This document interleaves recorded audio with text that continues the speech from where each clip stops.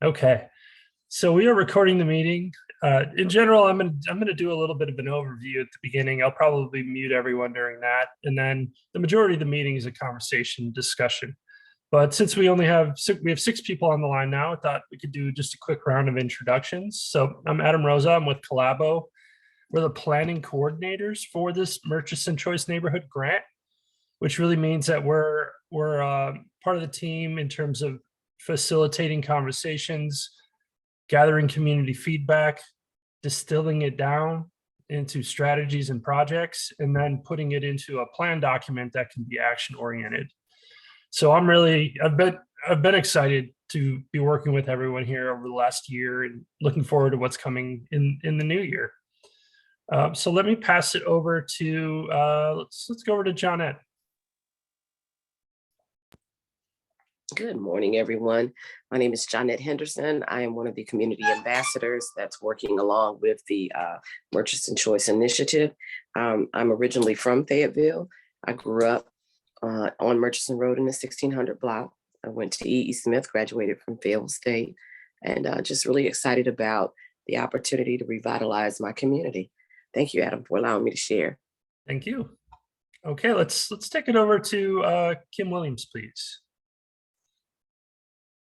Good morning, everyone. My name is Kim Williams. I am a resident of the Murchison townhouses and a community ambassador for the Murchison Choice Initiative. I've been here, this is my 4th year, and I wanted to be involved. I've always been involved in my community wherever I lived, and this opportunity was presented, and I'm very glad that I did take the opportunity. So I'm excited as well about what's coming. And that is, thank you for allowing me to share. Thank you, Kim. Okay, over to Sharonda next, please. Hi, I'm Sharonda Hodges, and I'm also an ambassador working with the city of Fayetteville. I'm also a resident, and I've been here for 7 years. Thank you. Great. Thank you. Okay, let's go over to Patrick, please. Hey, my name's Chief McCardle. I'm one of the battalion chiefs with the Fayetteville Fire Department. I actually work out of Fire Station 14 right there on Langdon Street. This is a new endeavor for me. I just recently got promoted, and Chief Hill tasked us to be a part of these groups. So I'm learning along with everybody else to figure out how I can be a help for y'all. Thank you. It's great. It's great to see you. Glad you're here. Okay, last but not least, at least until more people join, over to Amy. Hi, I'm Amy Navejas. First, I want to say congratulations, Patrick, on your promotion. That's amazing. Thank you for what you do. I'm with United Way of Cumberland County. I'm their executive director. I also don't live too far away from the Murchison Road area, and I've got, raising my 3 children in Fayetteville, North Carolina, so I've got a vested interest in seeing this community thrive, and I'm excited to be a part of this committee. Thank you, Amy. Okay, so we're going to get started. As I mentioned, we have probably 5 or 6 more people that have signed up, so they may be coming in, but I want to get us rolling here. Okay. Let me just get this set up.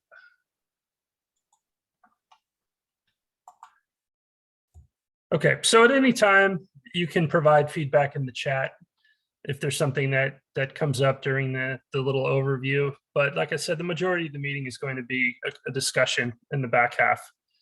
But just to put this in context, especially for those that are new, the city of Fayetteville and the Fayetteville Metropolitan Housing Authority received what's called a Choice Neighborhoods Planning Grant from the U.S. Department of Housing and Urban Development in November of 2020. Yeah, is that right? Yeah, November of 2020. I'm losing track of the years at this point. So we have a 2-year-long grant period or window to create what's called a transformation plan for the Murchison community. And we're one of 11 cities in the country that received this grant. And Choice Neighborhoods is really focused on these 3 elements you see on the screen. It's people, housing, and neighborhoods. So it goes beyond just looking at how to redesign or replace public housing. It's really a larger scale neighborhood revitalization effort where we're looking at the entire footprint of the Murchison community and thinking about things like connectivity and safety and security and parks and open space, business development. And then there's the layer of the people projects, which are really the quality of life type programs and strategies to help connect people to opportunity in the neighborhood. So the team, as we've put it together here, is led by the city and FMHA, the Fayetteville Metropolitan Housing Authority. We have our community ambassadors, who 3 are on the call here today. So thank you all for being here. We also have a steering committee that's made up of, I would say, about 30 different representatives and partners they're kind of our sounding board for the feedback we receive from the community and at meetings like this, and then a committee that can kind of reflect on that. And then Collabo is my company, and we're the planning coordinators, and we're tasked with kind of bringing this thing to life. And I'm lucky enough to have had experience working in I think this is my 8th or 9th choice neighborhood plan that I've been involved in over the years. So I'm really excited to be able to kind of share what I've learned through the program. And the area that we're looking at is essentially the Murchison Road corridor from just south of Fayetteville State all the way up to just past Country Club Hamley, but also including the area around the former Walmart shopping center, just north of Country Club. And then we had to identify a target housing site, and that's the Murchison Townhouse property, which is shown here in the orange. So we're really taking an approach of kind of an asset-based planning approach where we're trying to build upon the community amenities that are here today and make them stronger. So we have things obviously like Fayetteville State University, Smith Recreation Center, the local elementaries, the high school, the churches. I think I heard there was anywhere between 50 and 70 churches along this entire corridor going all the way through.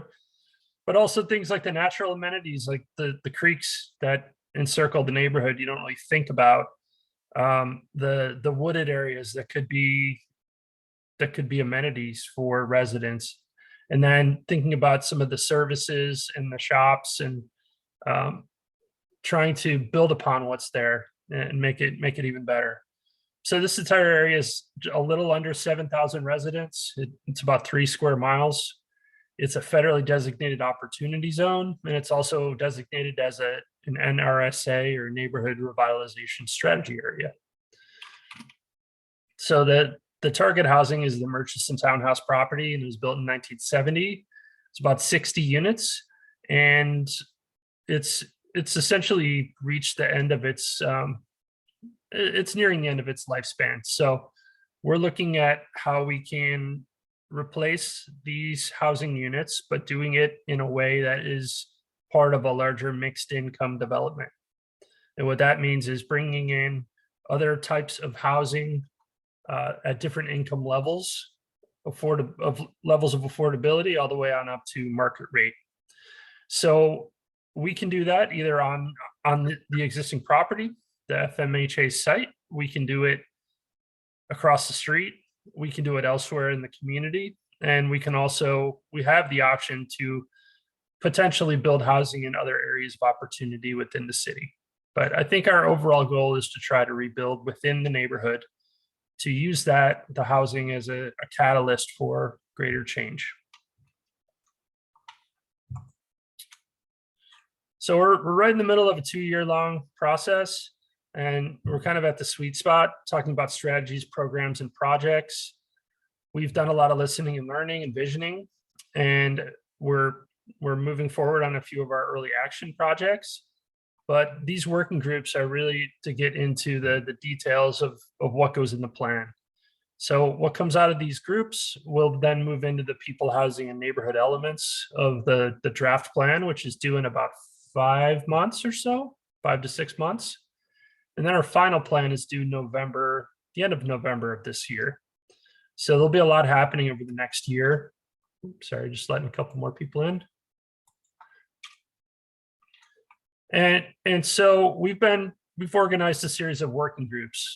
And so this is our fourth working group meeting that we've had this week. So if I'm starting to lose my voice, that's probably why.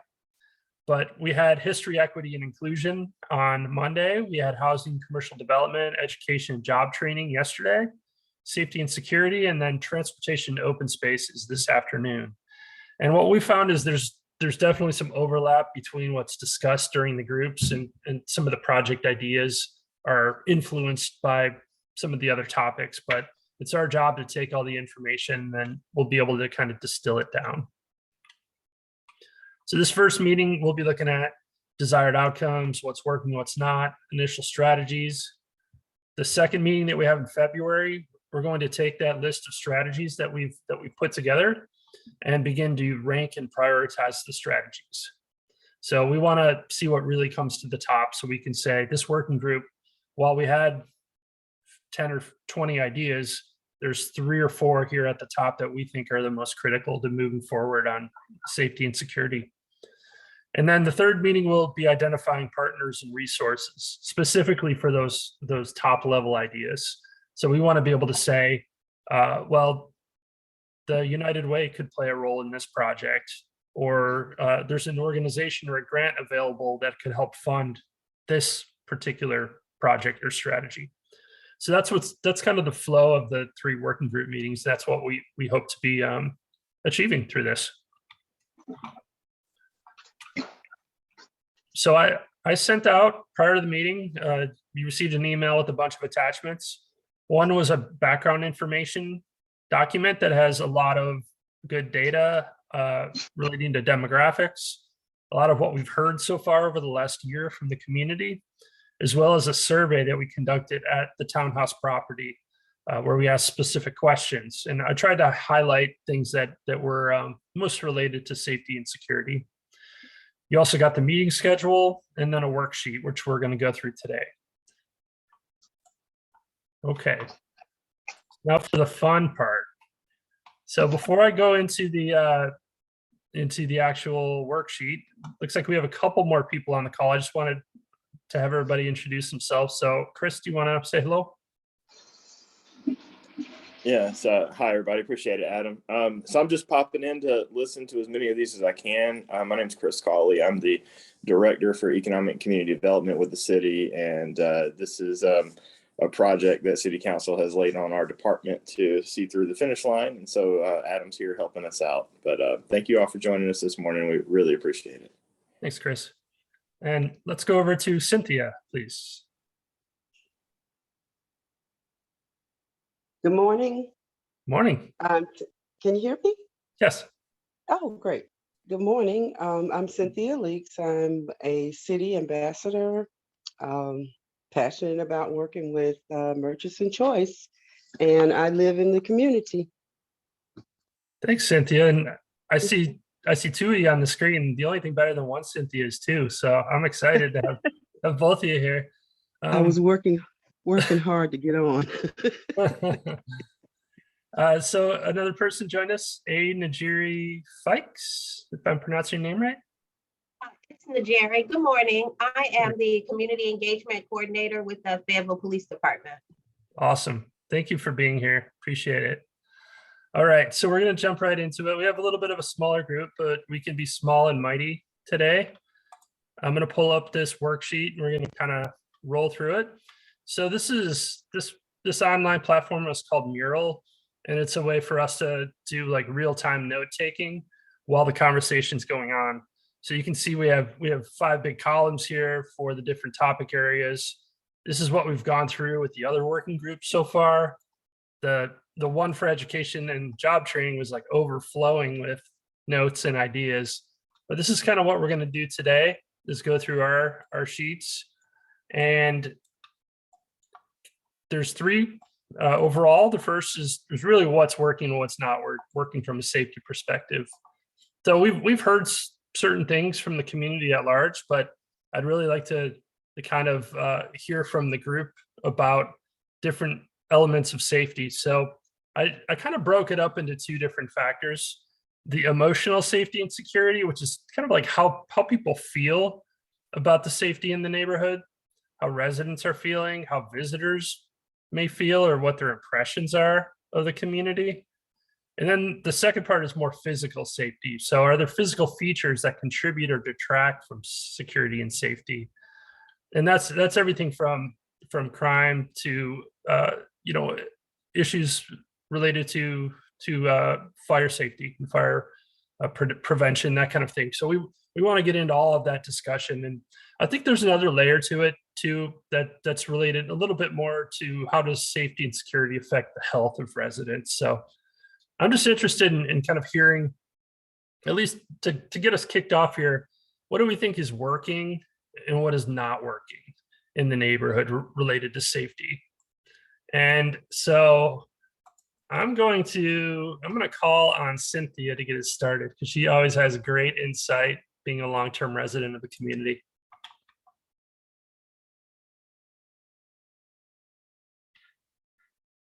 Cynthia, you still there? I think she might have turned off one of her devices, and it's probably the one with sound. I'm here. Oh, there you go. Okay. I'm sorry. Yeah, I did do that. But yeah, safety is a big issue in the corridor. Oh gosh, I don't even know where to start, but I can just name a few things that I've heard from knocking on doors and speaking to people and just in conversation with other ambassadors. Gunshots, there are a lot of good, I'm just going to throw this out there from what I've heard and the community conversation. There are a lot of gunshots that are being heard and fired throughout the corridor. But I honestly had a conversation with the chief, and she kind of put me a little at ease about it because it is happening all over the city of Fayetteville.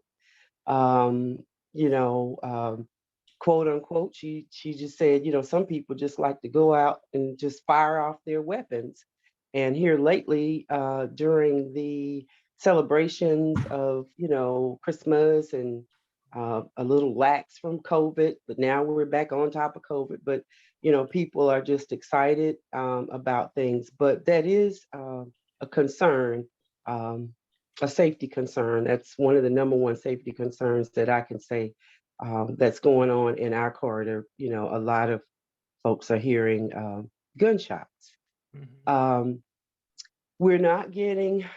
aren't enough police officers patrolling inside the communities. Now you may see police officers going up and down Murchison Road, but not particularly inside the community.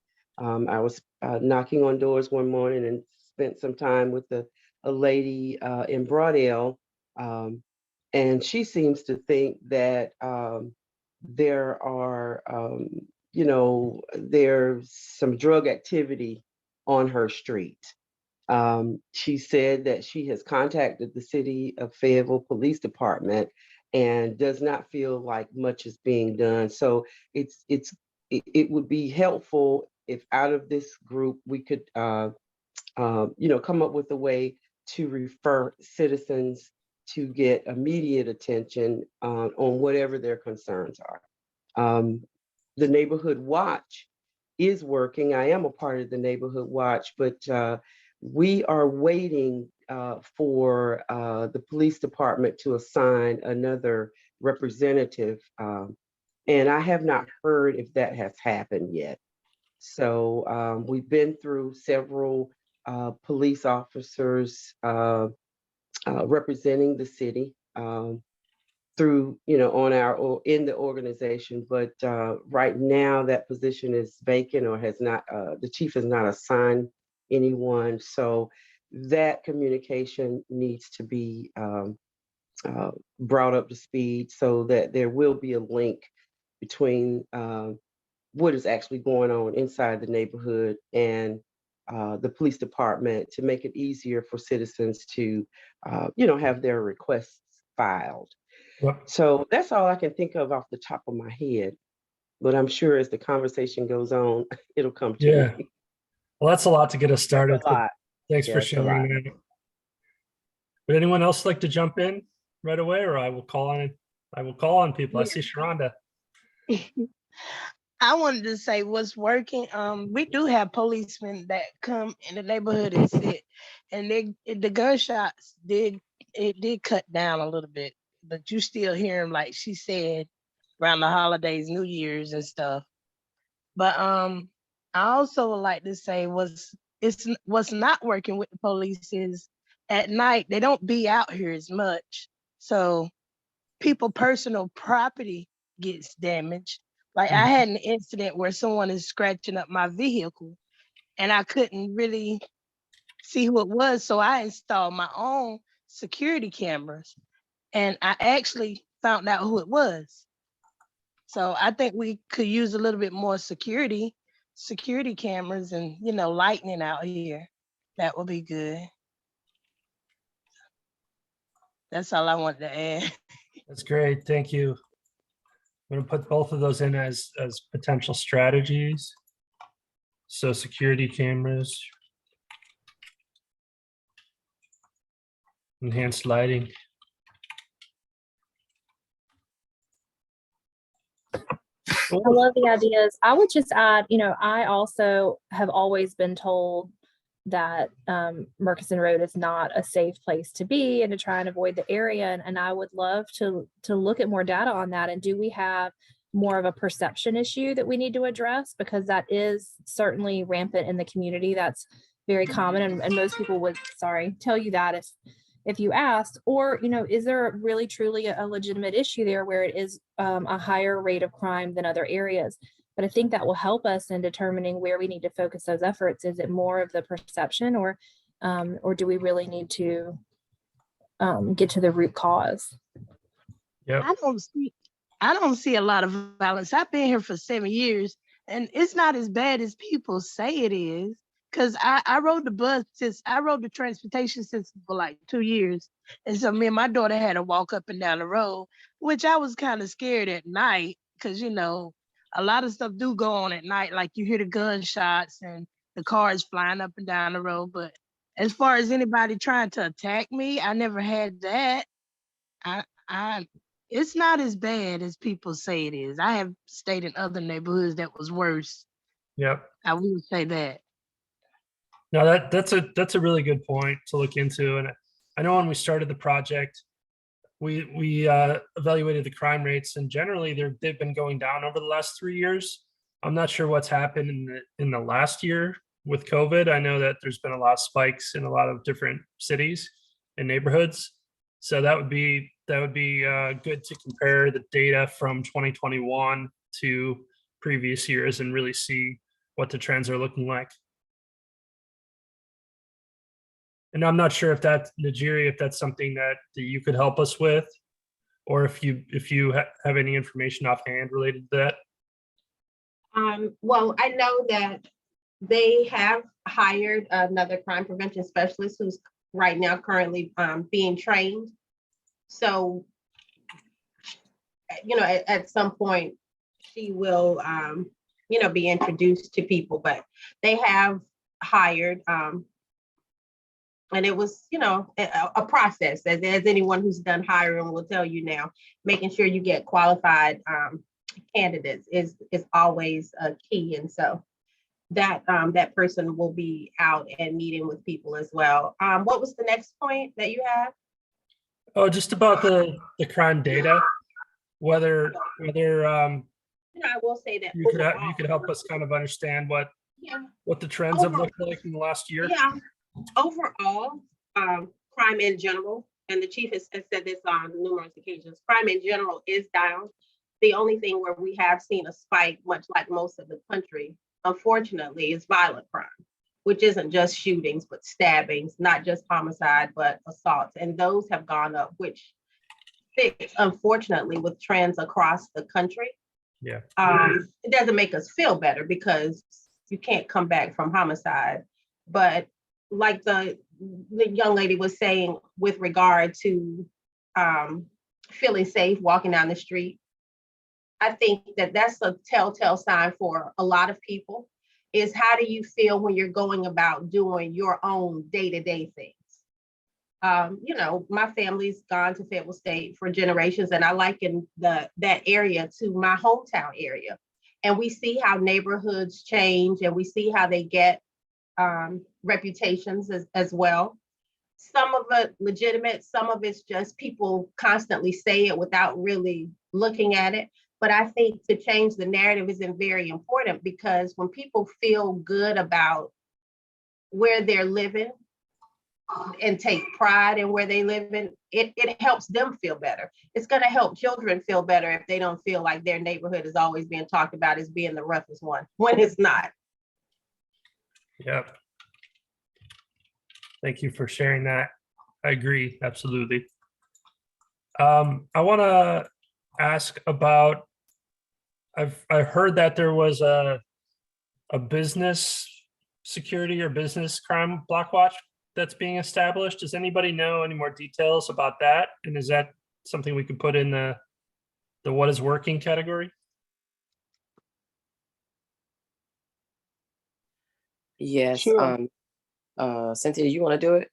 Yeah, I can, get it started, and, it is being established. I think they're on their second meeting now. Not sure of all the details of where and what there is there is a time each time of the month of regularly that they meet.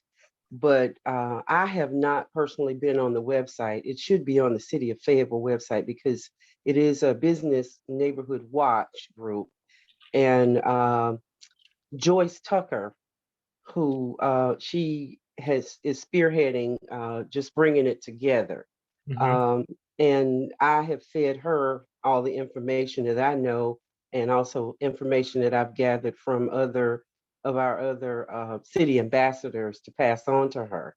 And I don't know a whole lot about it, but I do know they're activated and they're coming together, and they're in the initial stage of it. Okay. Last I heard, she was, just taking names, still taking names of the business owners in the corridor. So it seems to be going okay. Did I miss something? Is there is there someone on in this group that is from the police department? Yeah, that would be Ms. Fikes. Miss Fikes, Yes. is she? Okay, hi. Good morning. You may know more about it. I know they were looking, as well as us, the Seabrook Broadale Neighborhood Watch. We're waiting to be assigned a new person within our groups. So have you heard any updates about that? The crime prevention person? No, the neighborhood watch. Yeah, the crime prevention person that would be assigned to each of Right, these right. groups. Yeah, I just spoke about that a moment ago. She's just currently in training. She's recently hired. Okay, is that who you were talking about? I didn't know. Yes. Yeah. You said, yeah, okay. I didn't know if it was somebody that was, for a different area or just a new person, but okay, great. That's Yeah, great to know. she's currently being trained by the other person that works the Campbellton district. So Yes.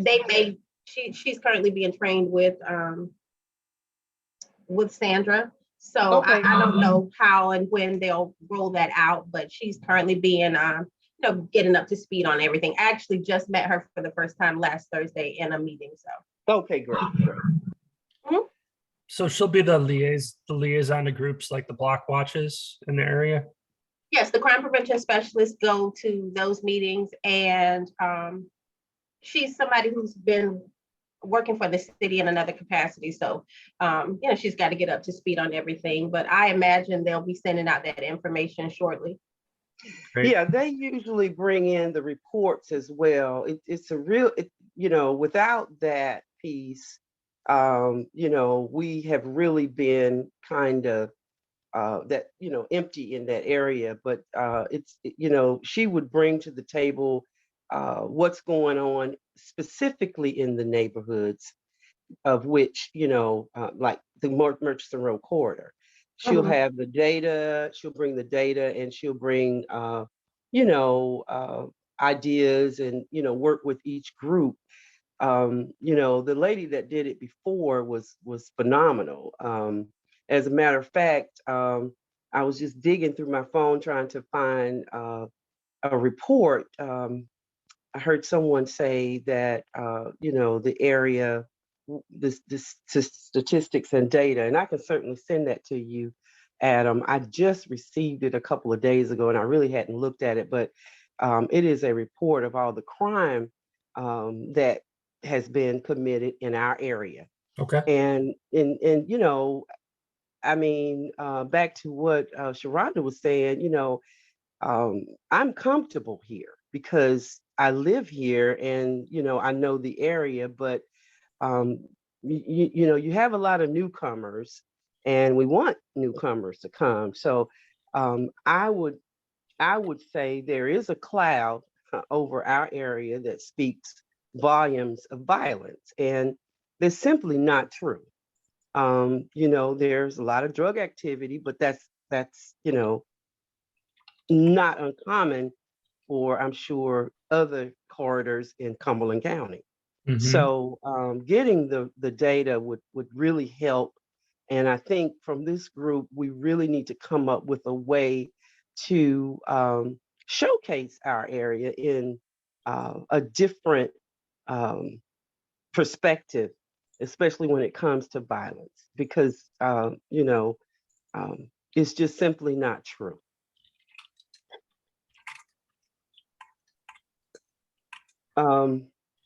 And I did find the last neighborhood watch meeting that we had, the chief was on, and I took a picture of the slide that she presented. I wish I could send it to you now, Adam, so maybe you can show it. But there are several initiatives embedded in the strategic plan for the city of Fayetteville, and it includes cameras, tapping in, and I'm just going to throw some things out to you, tapping into the camera system, the ring system that people already have in the community. Yep. And yeah, I'm really looking forward to those initiatives because, that would help with the like small petty crime or the gang violence that we heard from the students. I wish there were some students on this call today, but we heard some things from the students over at E.E. Smith. So, they've got all kinds of initiatives that we really need to support the City of Fayetteville Police Department to move forward on. And I'm gonna try to send you this slide. Yeah, if you could, that'd be great. I'll plug in. I can plug in what they have into our worksheet eventually. Thank you.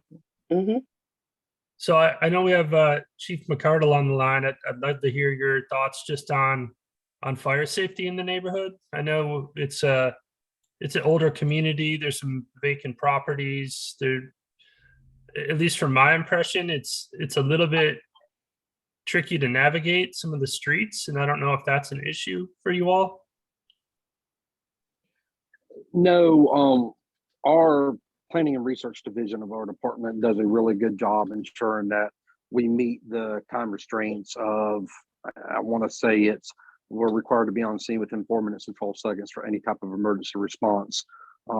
We have guided practices that if the units that are assigned right there at Fire Station 14 are going to be tied up for a prolonged period of time, we'll do what we call backfilling that fire station with one of the other units from the city and moving around to ensure we keep proper safety coverage throughout the whole city. We do that across the whole city. As far as the statistics go, I don't have the statistics as far as how many fires we've run in the area. I can reach out to our prevention division and they're really good about pulling it up. And same thing with like smoke detector installs. The fire department does offer free smoke detector installs and even changes smoke detector batteries. So anybody in the community can always reach out to the fire department and schedule a time for us to come out and do that. along with fire safety talks, the juvenile fire setter program, all kinds of stuff that the fire department offers to try to make the community safer when it comes to fire prevention.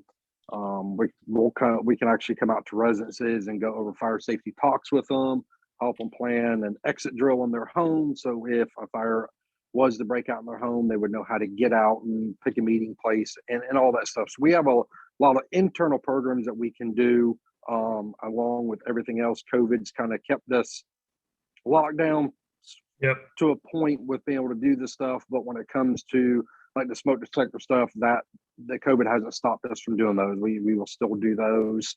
But response times in the area, we're able to get to the different calls pretty quick. We run the first responder EMS calls, so we provide EMS coverage as well, depending on the type of call and the level of emergent that it is. But as far as any statistics, I don't have any of those. If it's stuff that you're needing, you can just email me and let me know exactly what you need, and I can reach out to the different divisions within our department and get that information for you. Okay. Yeah, I appreciate that. And it's good to know about some of the programs that you have available that may not be something that some residents know about, that you can come in and do the smoke detector installs and that kind of thing. Right. And we do try to attend all the community watch meetings that are going on that we're notified of. Either one of the battalion chiefs or the companies in those areas will go out, and this group, as far as it stretches, is actually covering 2 different engine company districts. So it's Fire Station 14 and Fire Station 3 are the 2 primary areas. So as long as we have the information, we can go out, and we always notify people of the different programs that we offer, and we'll get contact information and stuff like that. And just as a side note, I'm actually scheduled to teach our fire academy today. So right about the 10 o'clock mark, you'll see me kind of escape out of the meeting. I just want to give you a heads up on that. Okay. Thank you. Appreciate it. All right. Well, let's talk a little bit about desired outcomes, what we would hope to achieve from some of the project ideas. So for emotional safety and security, I dropped a couple in here that came out of our discussion yesterday. People were talking about support groups for people to take care of others, just overall pride in the community, showcasing the area in a new perspective. Somebody brought up yesterday services and activities for autistic and mentally challenged. That kind of goes with the support groups. So that's a little bit more about community health, but I think it's these things are tied together, absolutely. But what are some physical safety outcomes that we would hope to achieve with some of the projects ideas that we come up with? Like what are the block groups striving for? What are the different resident groups that you speak to? What are they really hoping to see? I will say that sometimes in driving in that area, and this ties into health as well, but you'll notice that mental health is a concern, because sometimes you will see people who are out in the streets who are clearly not in the right frame of mind, and they're talking to themselves and having really intense conversations. And so I know that it relates to health, but it also ties into physical safety, because that creates the impression of a lack of physical safety, and that just sort of I guess the unexpected. You don't know what they'll do. It's kind of the unknown. They may be no harm at all, but you really don't know, because it's apparent that they're not in quite the right frame of mind. Yeah, I hear you. Thank you. Kim?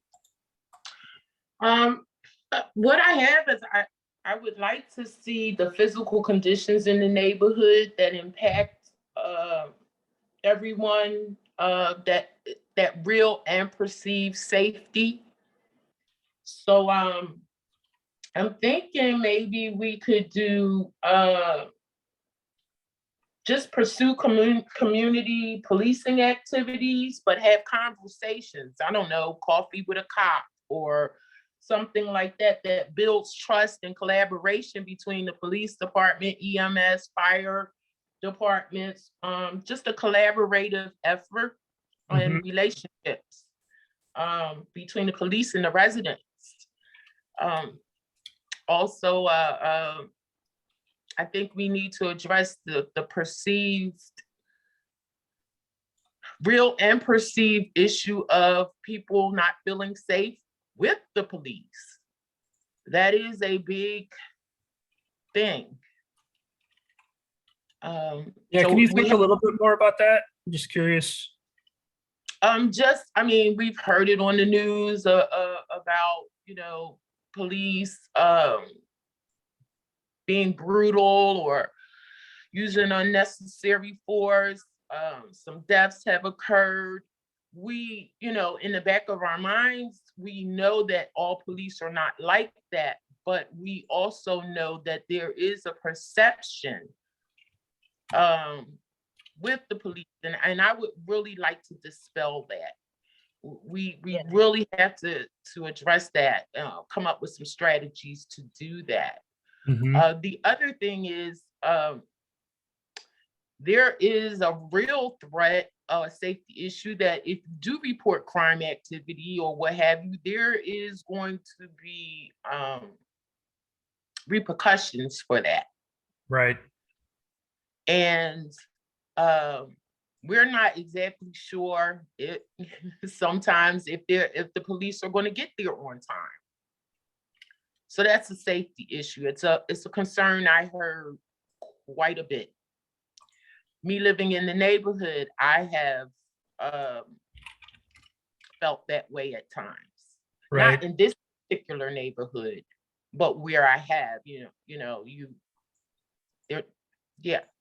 So that perception, I really would like change, because there are, I would also like to see maybe if they could police can get some extra training on how to deal with mental health, or de-escalating themselves to keep this violence from happening. And for us to not for the residents in the community to not harm the police either. So it's kind of a big issue, but we have to do something. Yeah, I'm glad you brought that up. That I was going to ask about that. I see Cynthia with their hand up. Do you want to jump in? Yeah, I just what Kim, ditto on everything Kim just said. It's very important. And the person before Kim, spoke about people that I call them wanderers. My aunt used to call them soul brothers and soul sisters. These people are just displaced for some reason. And it's really scary when you leave out of the community, after dark, and they are coming towards your car while you're sitting in. I mean, this has actually happened to me and several of my neighbors. People talk about it all the time, and you sit there and you see it. And we're wondering why this has not been a priority.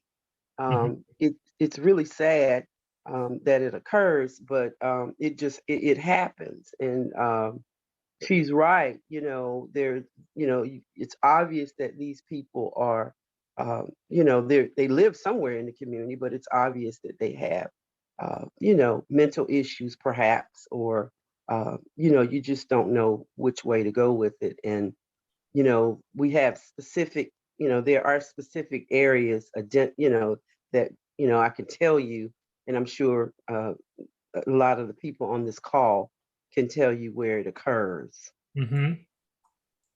And I just wanted to, just kind of reiterate what Kim said. And, one idea that I had, is community policing.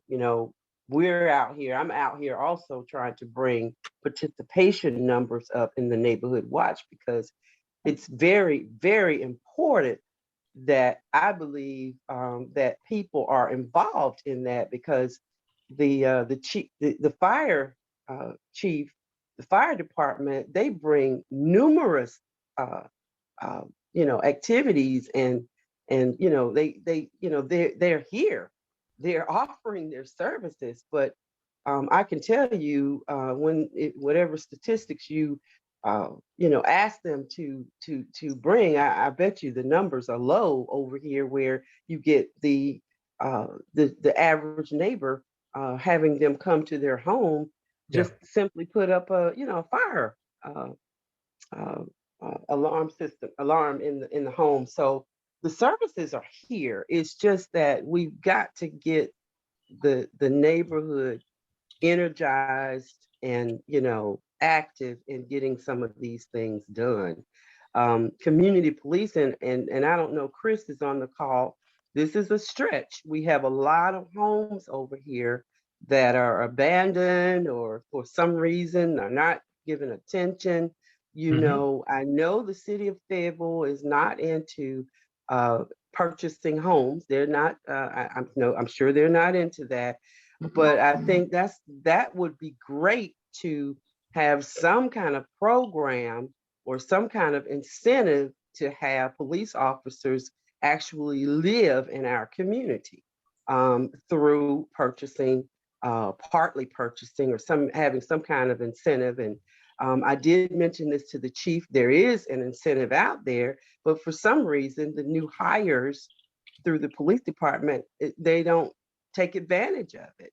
I guess the home could be anywhere in Cumberland County, but specifically, if we had 24/7 police presence, whether it be someone living in the neighborhood or someone just sitting on a corner or riding through, waiting to take calls, I don't know. The presence of police officers for protection is just not here.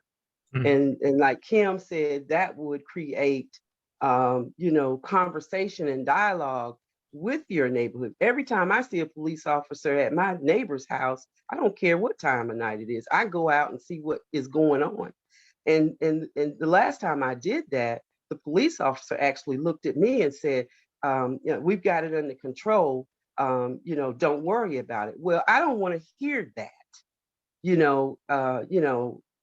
Yeah, you may have it under control, but I live right here too. I want to know what's going on across the street from me. I don't want to have to read about it in the paper. So, it goes both ways. Gotcha. Just thought I'd throw that out there. That was a lot too, but.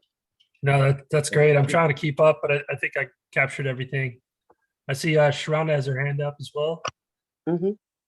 Yes, I wanted to also piggyback off of what Kim and Cynthia said about the violence, because they did just have an incident where an off-duty policeman shot a guy 4 times in the back. It wasn't on Murchison Road. It was off of Bingham Drive, but it could have easily been over here.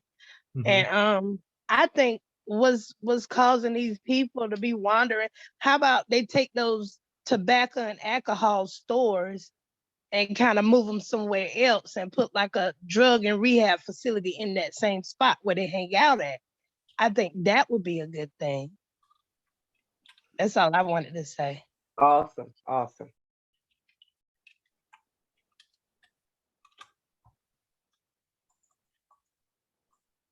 That's actually something that came up in the group yesterday, education and training about rehabilitation programs and training programs that are needed in the corridor. And Sharonda, you're right on point with that being a need. We have an issue in that area, but how to bring the services to the community. And it was a lot of talk about who does what and how it can be expanded to provide that right here in the community, and looking at maybe like a neighborhood resource center that could serve in that capacity. That's along a bigger scale than what we have at the Smith Center. The Smith Center is a recreation center, but something larger that can house those types of programs and provide the necessary services for the community residents. Right on point with that. Yeah, because everybody always talk about people, but we never put no solutions out there for them. And I mean, me being riding in the transportation system, I used to be right beside these people sitting on the bus, and yeah, they do have mental issues, but they also have good, I mean, they, I don't know how to put it, but they're good human. people. These They are human good beings. people. Yeah, that's what I wanted to say. They just need some help. And sometimes just because they physically look like they able to do certain things doesn't mean that they mentally able. And I think we do. Sometimes we just have to go to these people face to face, Yeah. Yeah. Yeah. Thank you for that. I saw Chris came off mute for a second. Did you want to talk about the abandoned homes, Chris? Well, there's a lot in there, and I don't want to break out the soapbox and start talking about what all we do, but I will say that I just messaged 2 of the ambassadors and said that I'd like to share with y'all the police officer good neighbor program that we put in place a couple of years ago, and maybe y'all can help us figure out maybe some different approaches there to help accomplish the same goals. But since Cynthia brought that up, I didn't want to say we've had that, and Chief is absolutely right in what Cynthia relayed. We just haven't had a lot of interest in the program. The council and the mayor have asked us to go back and retool it a little bit, and so I'm definitely open to any and all ideas to help do that.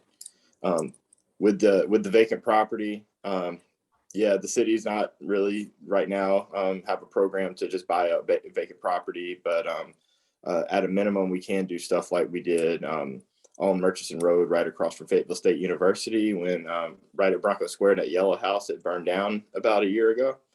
I guess it had some folks doing some stuff in there, and it caught fire. And so we came along and helped that owner tear down that house, because at that point it was just, a burned piece of property. And we can definitely do more of that. Council just allocated 3 additional staff members for our department to do neighborhood engagement. So you're going to see a lot more of my folks out in the community. And one of the things they're going to be looking for are those blighted and vacant properties that we can help take down. Thanks, Chris. Can a couple of points also, and like Chris, there's a lot of things that happen, and I know someone mentioned like Coffee with the Cop and a lot of the other programs, and one of the things that isn't just Murchison Road, but and it isn't even just Fayetteville, but it is citizen apathy. It's how do we get people to attend things? We do movie nights across the city, and they're absolutely free, and it's a great opportunity. We have everyone from officers to the chief and other command staff playing cornhole with the kids, and they're out there. But how do we get people to attend? Like, there are opportunities available for people to get to know law enforcement in the area, and not in a bad way, but we want people to attend these programs. They're here for people to attend. And I think that, someone was mentioning relationships with the police, and I just want to make a quick distinction. It's really sad about the young man who was killed the other day. That was not a cop. It wasn't an officer. It was a Cumberland County Sheriff's deputy. And people automatically assume that in this space that everyone is out to get people. And I think that at the end of the day, everyone wants to be safe. Everyone that works here, everyone that lives here, everyone wants to feel safe. Part of getting through these work groups and having these conversations is for everyone to put it all out on the table so that we can move forward. At the end of the day, there'll always be people who will not feel positive about progress. But I think that if we can commit as a whole to getting people to come to the table, to be present, that we can get a lot of things done. Because there's a generation of young people that are coming up that we also need them to be active. Those of us that are middle-aged and older, eventually will slow down a bit, and we need to make sure that we're leaving space for young people to participate in our citizenry. It's not going to happen if that doesn't happen. So we got to bring the kids out, figure out ways that we can be integrated into the society together.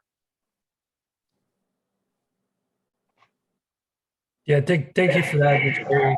I think we all agree on that, and that it's a bigger goal of organization and engagement, I would say, throughout what we're trying to achieve with the plan as well. I see a couple hands up. Let's go over to Kim. Okay. something just popped into my mind. I know when I was a kid, we had something called PAL, Police Athletic League. And I know for me and a lot of the children in my neighborhood, it provided a positive connection between the youth and the police to kind of like build long-term relationships. I totally benefited from that program, as well as other children. And what happened is that our parents saw the difference in us and they came on board because they felt like, well, hey, they're helping my children. We need to help them. Help our children, you know, and that's when the parents came on board. And we had a really good relationship in that community. I mean, back in my day, everybody cared about everybody's kids, you know? So I would like maybe some of those things. I don't know if we can bring it back. We actually have PAL, and over the summer there was actually the PAL boxing tournament at the Smith Recreation Center outside, which is, you know, in the community. So yeah, we do have PAL, and they have a summer program as well, and they have a lot of the other activities. They have track and some other things that they're also doing. So yeah, we do have PAL here, and it's a really active program. And the PAL office is located at the Smith. It's right behind the Smith Recreation Center. So it luckily it's even in the community. Awesome. I did not know that. Yeah, see how we're sharing. This is what it's all about. But if you also look on the Fayetteville Police Department's page, it'll give you information about the PAL program as well. Like if you have kids that are interested, or you know some kids and want to find out some more, you can go to the website and find out about the PAL program. Excellent. Thank you. You're welcome. And we have a couple of other different youth centered things that we're actually going to be doing that I just received funding for. And as soon as they tell us in a couple of weeks that we can begin spending the money, you'll see some of those. But it is a youth focused grant that we wrote a few months ago, and we did get some funding. So there's lots of stuff that is happening. It's just in an information age when everybody is given information, sometimes information gets lost. Yes. So, yeah, I wanted to ask real quick for Kim, and I think Sharonda was the other person I saw on here. Who's the cop that y'all know at Murchison Townhomes? Like your guy or lady? I don't know him by name, but the dude that he's always driving the black Charger. He always be parked up there in the front at the daycare center, and he'll patrol through during the day.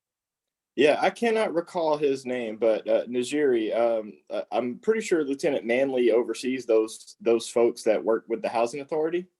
But that would be a real easy fix to just make sure that the housing authority folks make it a priority to put those, community things out at the housing authority.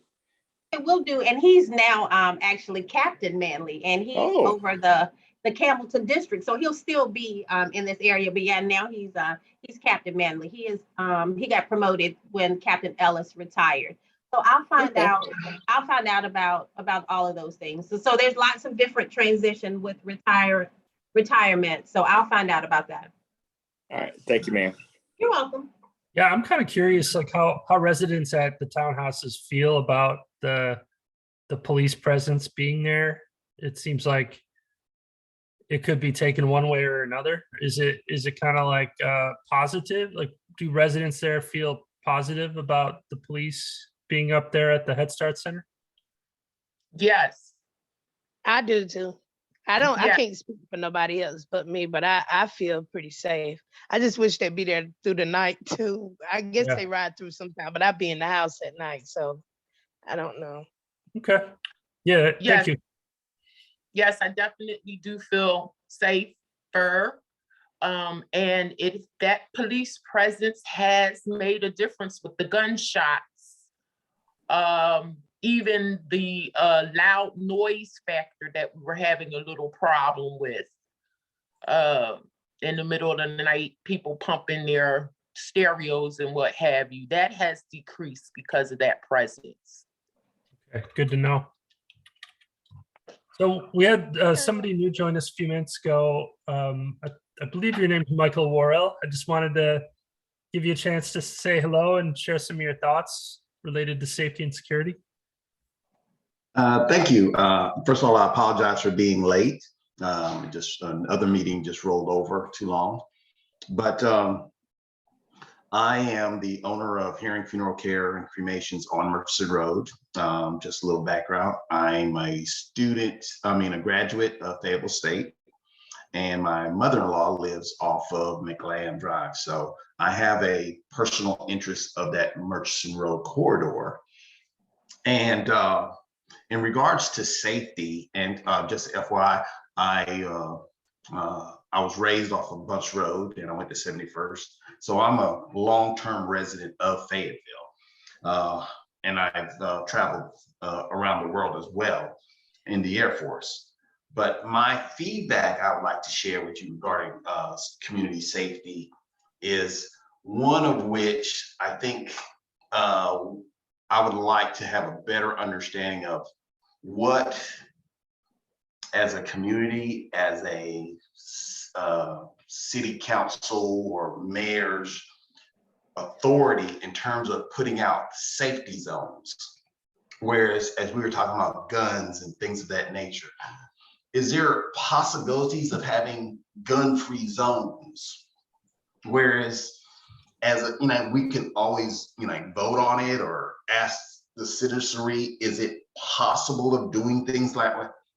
Because we tend to overlook the obvious. When I grew up off of Bunch Road, well, people may say Bunch Road was bad, but when I was there, it wasn't. We didn't have them. We didn't have those issues. And honestly, we didn't see the police that often because there was really not much of a problem. And when we did see it, it was usually when a situation happened or a problem happened.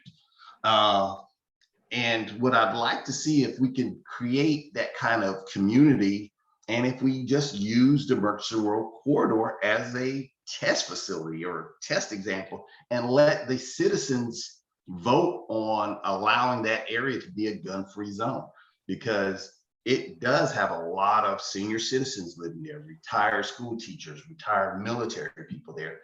And a lot of them, they are at the mercy of whoever moves next door to them, or their kids who are renting their houses, and that whole environment. And that brings in that element that kind of, I think, hinders the neighborhood itself. So that's one thing, a gun-free zone, if that's a possibility. Second thing, regarding the police force, I used to live in England, and I never saw police officers with guns. And people kind of respect it that way because they came in and they had to learn how to de-escalate and communicate the situations at hand. And I would prefer, I like seeing the police force there, but I don't like seeing them armed all the time, body armored all the time. It just gives that sense of, I don't know, kind of fear or us against them, that just such a more less tactical presence would be a very good interaction with the community. And especially with kids, because I know sometimes kids are so interested in seeing a police officer. Is that your gun? Can I play with your gun? Things of that nature, versus just not having that there and having that kind of dialogue. So that would be a second issue I would like to. And then if you had patrols, and I don't know if the police officers still have this, but they used to have like bike patrols. They used to have horse patrols, things of that nature, where the kids would go out there and see the horses and people on bikes. You could interact with the citizenry in their yards, things of that nature. That interaction makes that presence and that interaction with the police force a little bit more personable. So those are a couple of things. And the last thing I would like to introduce was, as I mentioned about the elderly and their homes and things of that nature, people always want to reinvest in the Murchison Road corridor. And I agree they should do so. But I think they need to do so in a manner that they invest in the homes, keeping the homes up to code.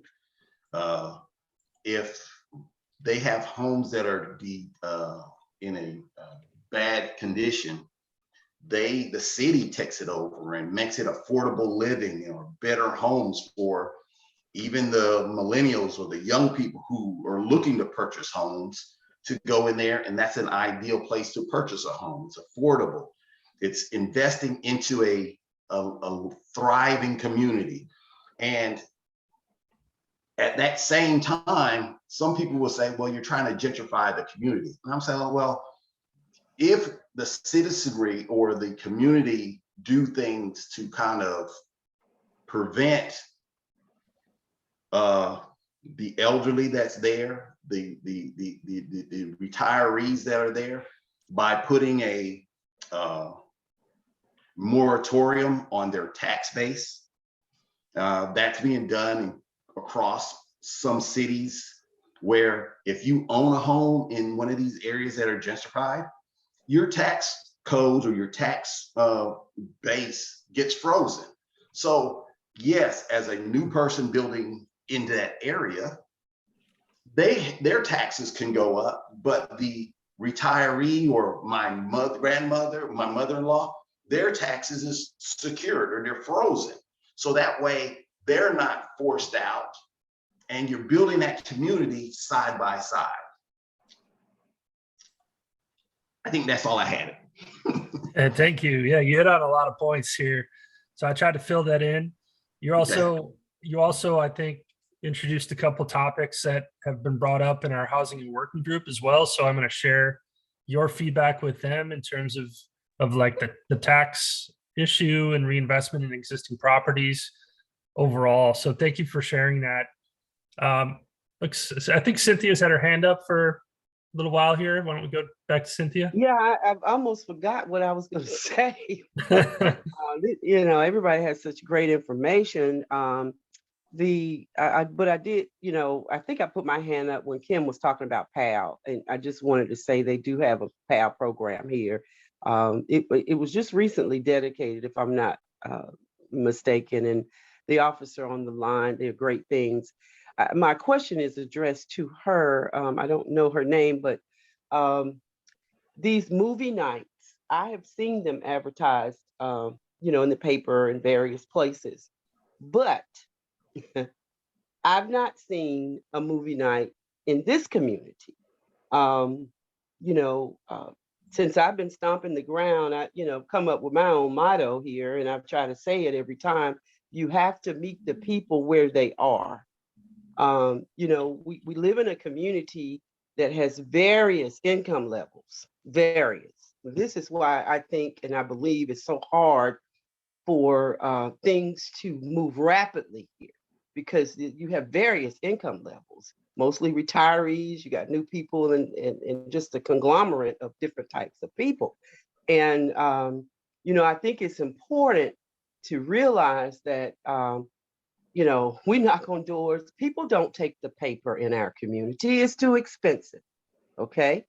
They don't listen to local news because we really don't have a local news station dedicated to carry out all of these initiatives and programs. We have great things in this community in Cumberland County, great ideas, but it's hard to implement because people don't know. And, one of the things that we're working on with Murchison Choice is a newsletter, which, hopefully we'll get that out. But I want to say it's very important to work through our neighborhood watch. This is why it's important But everybody that's listening to my voice, if you live in a community that has a neighborhood watch, please join, because that's where you're connected and you'll get this information that we're talking about. So, I say that overall, but I do want to, since I heard her say they're going to be releasing some funds, my challenge to you would be to bring a movie night on Murchison Road and see how that works. Now, I don't know how the attendance is of where you're hosting the movie nights. I don't know how the attendance level is, but and I don't know how it would be here.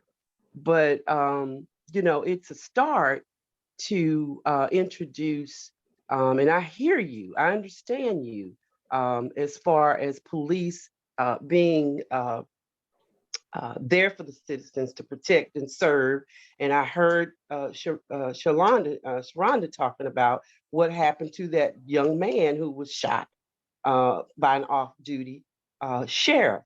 Well, the citizens look at a police officer and a sheriff as no different. These are people who are employed to protect and serve. There is no difference to us in the community. But I've had a rude awakening to let me know that there is a difference, because the sheriff's department is, I could almost see it from my house over here on Jasper Street. And it is simply serves as a satellite office. And I've been told that that is what it is. Well, you can't tell knocking on the door on Wilma Street right around the corner. You can't tell them, well, the police is right here. This is who should be serving us, but they don't. There's a fine line, and I understand, between the county sheriff and the police department. So maybe if that was a city of police satellite right there in the community, that would make some kind of a difference, because it is deceiving, for lack of a better word, to the citizens in this area who require more attention when it comes to police protection, and it will help bridge that gap between, you're not my friend, but yet you are my friend. I hope I made my point on that. But I still would like, back to my original question, proposal of challenge to you. I would love to talk to you about it on a location. What would be great, and where, and rally up as many people as I can. And I'm sure, the other ambassadors would certainly support that. How about bringing a movie night in this corridor where people can just walk down the street to see the movie or catch the bus? Right. A couple of different things. We take them all over the city. When I started last year, they already had X number of dates already scheduled. Okay, I get that. No, what I'm saying is we take them all over, just all over the city. A couple of different things. Because of COVID, of course, they became drive-ins, and the screen is as large as the old-fashioned drive-in movie theater screen. And when I say it's enormous, it takes about 8 people to put it up. So you have to have certain clearances met. And this is technical, but it's really important to note. You have to have X number of feet from wires, and the lights have to be able to turn down. So there's maybe 2 good locations, and it's just a matter of, do they have something on the date that we're looking at? But I'm pretty positive that we'll probably have one there this year. And we're also trying to find places that would allow us to come inside if it's a rain day. Because, last year was a really rainy time. So it's not even a matter of we hadn't thought about it. It's just finding a weekend. So they'll be starting up again in the spring. So we're already looking at one potential place. It's just a matter of timing. So we have pardon me? Can you name that potential place, and can you take my name and number, and I would be more than happy as a citizen to assist you all with identifying a place, because Does it have to be public property? Can it be private property? No, we take them to churches, parking lots. It's just a matter of the technical pieces have to be met in terms of like where the light poles and those things are. They have to fit because of the size of the screen. It's nothing nefarious. It's legitimately, it has to fit those. Okay. Yeah, but no, we're Sounds looking good. at several different places, but we won't do those again until the spring. So there's plenty of time. Okay. Yeah, thank you for that idea. I think it would be great if we could try to hold something in the summer, and it might even be something we can do in tandem with a community meeting for choice neighborhoods. So let's stay in touch on that and see if we can try to make something happen. Yeah, I think a lot of our problem is we're all on information overload. There's a lot out there, and it's important for us to stay together and make a presentation. And I mean, we could, kill many birds with one stone, just in one, community project. Murchison Choice, police, the fire department, all of that can be done at one time, just to showcase that law enforcement is here. They do support us. And that's one of the things, that's a challenge, I know, for the law enforcement, because people in this community feel totally forgotten and left out. I can't help but, express, as an ambassador, we hear all these things, and, we've got to work on a positive. Yeah.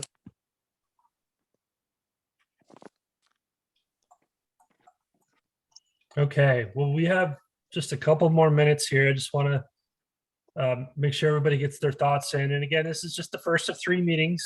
So we're going to continue. We're going to kind of, from here, we're going to take a lot of those project ideas and really start to sort through them, prioritize them, and think about action steps. But anyone else want to share their thoughts before we close today's meeting?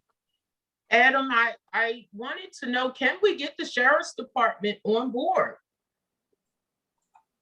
On board meaning part of this group, or Yeah, and part of this Very are good. our strategies, our implementation plan. mhm. This is about inclusivity. So I heard what Miss Cynthia was saying about the sheriff's department and how they, that's not our department. You have to get the police or what have you. Can we get them in some conversations with us also? We can certainly try to reach out. Okay. We sure can, Kim. That's a good idea. As a matter of fact, I drive by that place every day when I leave, and I'm like, oh, I need to go in there and talk to them. I need to go in there. I think at this point, it's just a matter of them not even being aware. I hate to say it, but I don't think they are aware because of the difference in delivery of service they have in Cumberland County. Mhm. We need to put our boots back to the ground and go up there and try to just, make them aware of what's going on, Adam. And I think, as ambassadors, we could probably make that connection. Yeah, I think if we can certainly invite them to the next 2 meetings in February and March, and see if they can send a liaison. Yeah. Mhm. Yeah, that would, it doesn't hurt to ask.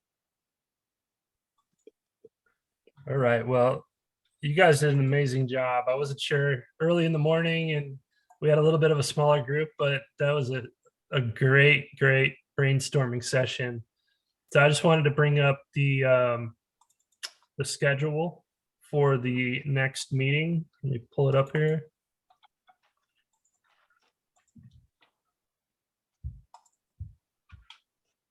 Okay.